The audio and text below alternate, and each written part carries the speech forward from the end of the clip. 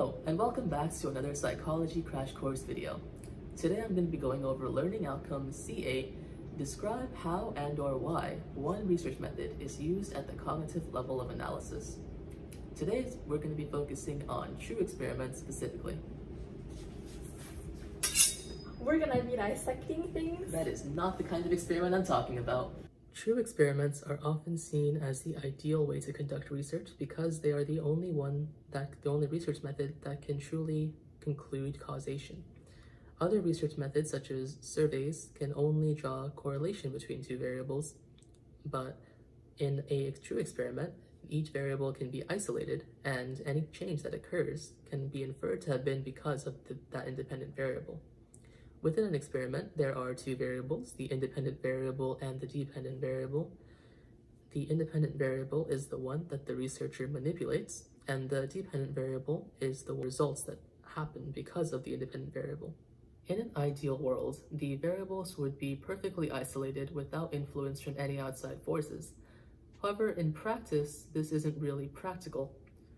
In a true experiment, variables have to be controlled by the researcher to the best of their abilities.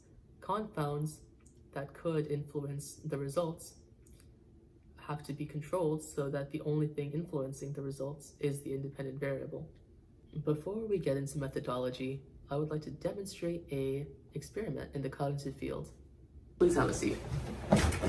So today I'm going to ask you to watch a short video and then answer a series of questions. So let's get right into it. Please pay close attention to the video.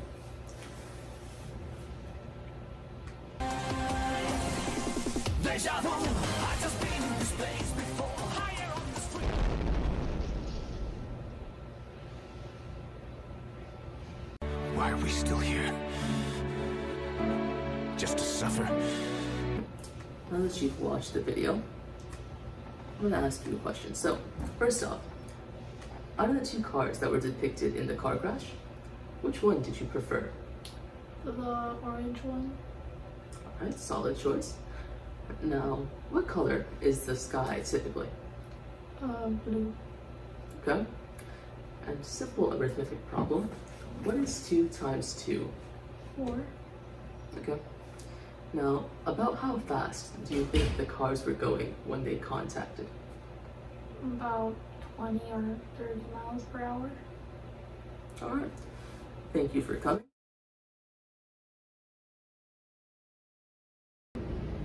About how fast do you think the cars were going when they smashed? At least 100 miles per hour. Alright, thank you. Now that you've watched that little skit, you might have been able to infer that that was a demonstration of Loftus and Palmer. In the true experiment, 45 university students were asked to watch 7 videos of car crashes. They were then asked to write a brief description of what they saw. Afterwards, they were given a questionnaire of a series of questions that asked them about various things, but the only important question on that list was one that asked about how fast were the cars going when they blink. This critical question was the real thing that researchers were interested in.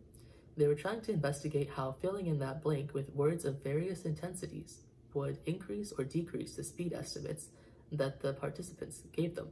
From lowest to highest, the words used in the study were contacted, hit, bumped, collided, and smashed. The results of the study showed that participants who were given the higher intensity words such as smashed would give a higher speed estimate, whereas participants who were given contacted would give a much lower speed estimate.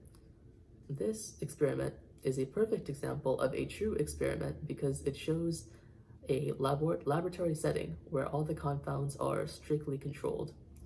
This would be impossible to replicate out in the real world because finding a car crash like this would be impractical. In this setting, it's possible to replicate this experiment with ease, as you just saw.